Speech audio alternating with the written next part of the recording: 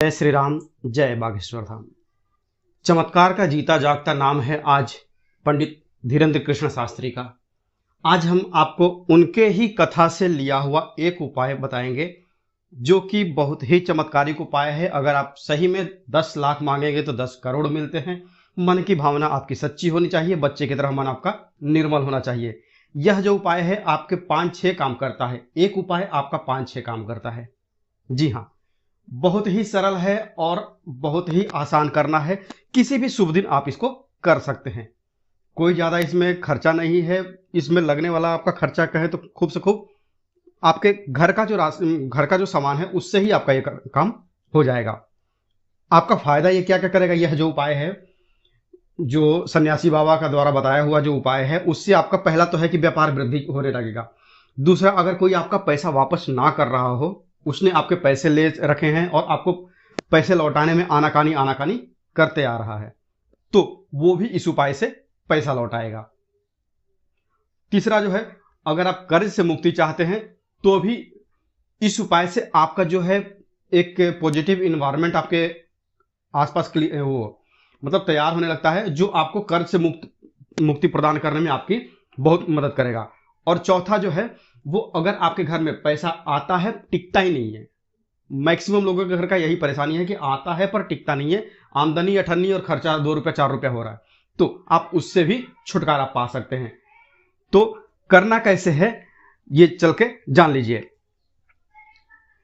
अगर आप इस उपाय को करते हैं तो पहले तो सबके घर में जो प्रॉब्लम है वो है मनी की। पैसा सबके यहाँ जो है वो हर काम के लिए पैसा चाहिए। तो आपको क्या करना है,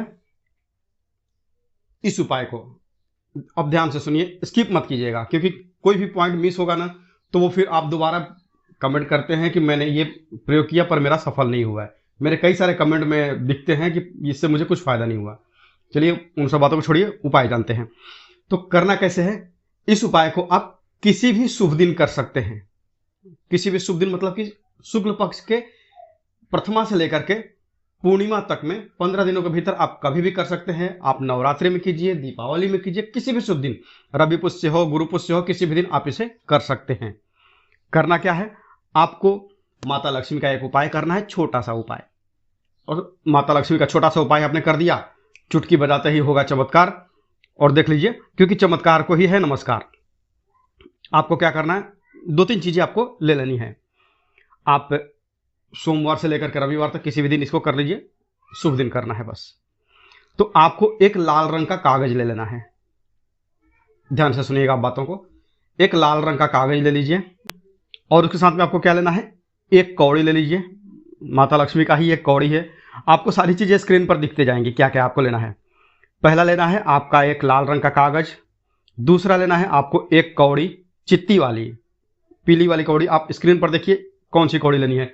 इसकी पीठ जो है वो थोड़ी सी धंसी हुई होती है, अंदर की तरफ गई हुई होती है, वो कौड़ी आपको लेनी है। और एक लौंग लेना है, फूल वाला। आपने ये 3 चीज ले लिया है। और चौथा लेना है आपको एक सूखा हुआ रोली, जो है रोरी कुमकुम जो कहते हैं ना, वो आप एक ले लीजिए।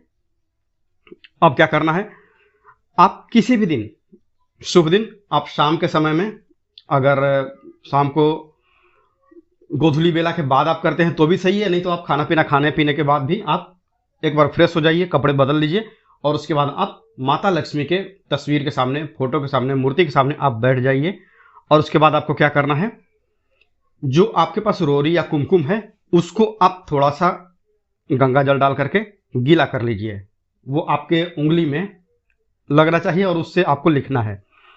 अब क्या करना है, जो आपने अपने सामने माता लक्ष्मी के सामने आप लाल रंग का जो पेपर लिए हैं उसको रख दीजिए। पेपर आपका A4 साइज का जो जेरोक्स पेपर आता है ना, उस साइज का ले लीजिए, या A4 का 1/8 पेपर भी ले सकते हैं। A4 पेपर का आधा ले सकते हैं, वो भी काम करेगा, उतना भी है आपका। क्योंकि ये जो कागज है उसको आपको अपने पर्स में रखना है, तो छोटा भी आप लेंगे तो चलेगा। अब क्या करना है, जो 1/8 साइज का या A4 साइज का पेपर है उस पर आपको बाएं साइड में, आप स्क्रीन पर देखते रहिए कैसे कैसे करना है।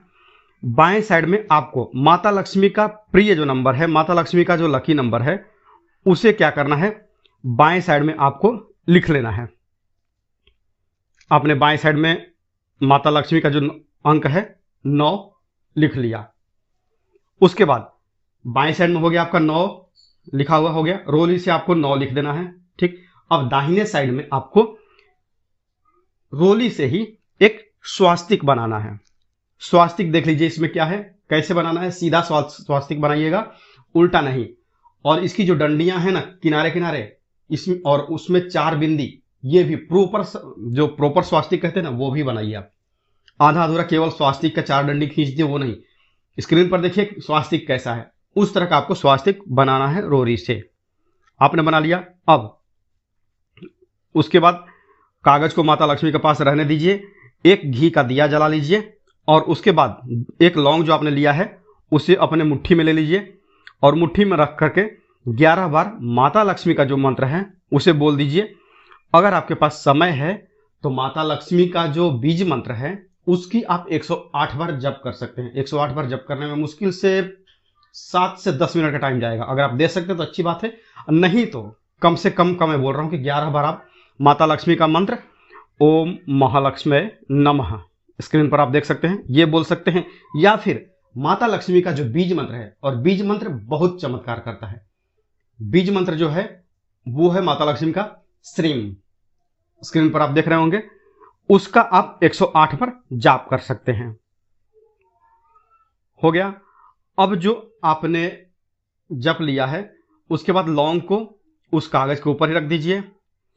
जो कौड़ी है आपके पास, पीली वाली कौड़ी है, उसको भी कागज पर रख दीजिए। घी आपका जल रहा है।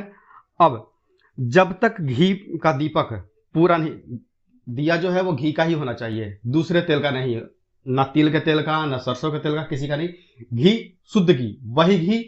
आपको थोड़ा सा घी के बारे में आपको थोड़ा सा सचेत रहना होगा। घी आपका वही होना चाहिए जो आप अपने खाने में प्रयोग करते हैं, मतलब साफ घी। वो पूजा के लिए जो 100 ग्राम 200 ग्राम का घी लाते हैं वो मत लीजिएगा, वो चर्बी से बना हुआ होता है, वो घी अशुद्ध होता है। और जब फल नहीं मिलता है तब आप कहते हैं कि मैंने ये प्रयोग तो निष्ठा से किया पर मेरा प्रयोग सफल नहीं हुआ है। तो आप ध्यान में रखिए। घी के लिए मैं 1 मिनट का आपको टाइम मतलब 1 मिनट के लिए जानकारी दे देता हूँ। आपको घी कौन सा प्रयोग करना है, आप बाजार से आधा किलो का या 1 किलो का घी का डब्बा लाइए, अपने खाने के लिए फ्रेश लाइए। प्रयोग कर रहे हैं तो आप लेके आइए, उसमें से 100 ग्राम के आसपास या 200 ग्राम के आसपास एक घी, थोड़ा सा घी 200 ग्राम एक अलग डब्बे में साफ सुथरे में निकाल लीजिए और वो रख दीजिए पूजा के पास। उस घी में से प्रयोग कीजिए यह प्रयोग करने के लिए, या कोई भी प्रयोग जब आप करते हैं ना तो शुद्ध घी, तो वही पूजा वाला 100 ग्राम 50 ग्राम वाला घी आप मत खरीद के प्रयोग कीजिएगा, आपका कोई प्रयोग सफल नहीं होगा। और उसके बाद साथ में एक आप धूप जला सकते हैं, अगरबत्ती नहीं जलानी है, और लोबान की अगरबत्ती या लोबान तो आपको बिल्कुल भी नहीं जलाना है, हिंदू घरों में ये वर्जित होता है। ठीक, अब उसके बाद क्या करना है, आपका जो दिया है वो जल रहा है, जब तक आपका दिया जलता है जलने दीजिए। आप रात को, मैं वही सबको सलाह देता हूं कि यह अगर आप रात को प्रयोग करते हैं सोने के बाद ना, तो रात को दिया जलने दीजिए, जलते जलते वो दिया सुबह तक में बुझ ही जाएगा। उसके बाद सुबह उठ करके आप नहा धो करके फ्रेश होकर के जो आपका कागज है लाल रंग का, उसके ऊपर रखा हुआ है लौंग, उसके ऊपर है कौड़ी, उस कागज के ऊपर लिखा हुआ है 9 और स्वास्तिक, इनको मोड़ करके एक पुड़िया बना लीजिए और उसे आप अपने पर्स में रख लीजिए।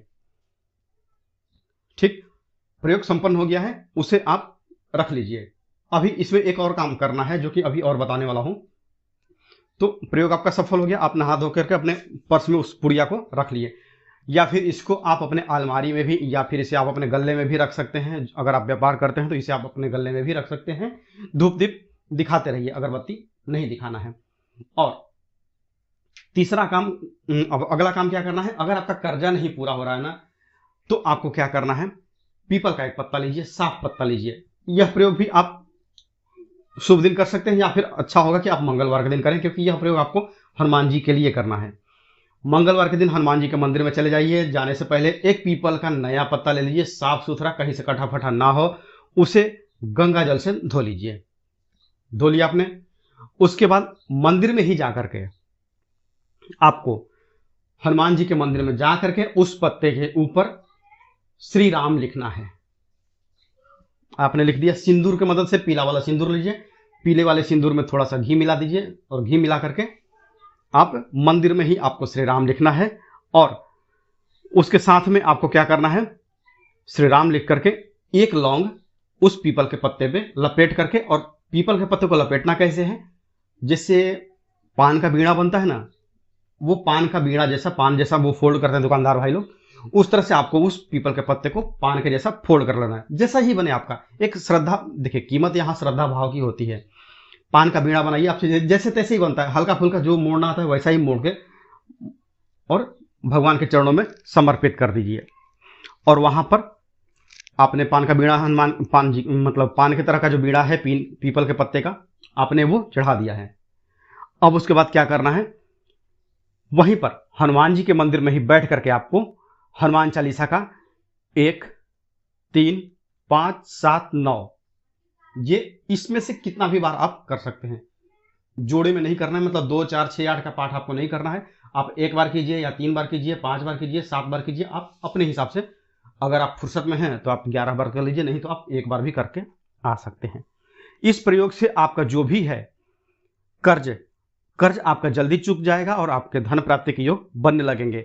हनुमान जी महाराज की कृपा आपके और आपके पूरे परिवार पर होने लगेगी, और साथ ही जो आपका व्यापार मंदा चल रहा था वो व्यापार भी आपका अच्छा चलने लगेगा। तो अगर आपको पूज्य गुरु जी धीरेन्द्र शास्त्री द्वारा बताया गया उपाय अच्छा लगा हो तो एक वीडियो को ये लाइक कर दीजिए, और अगर हमारे चैनल पर नए हैं तो चैनल को सब्सक्राइब करके हमें मोटिवेट करते रहिए। जल्दी मिलते हैं आपसे अगले वीडियो में, तब तक के लिए जय श्री राम, जय बागेश्वर धाम।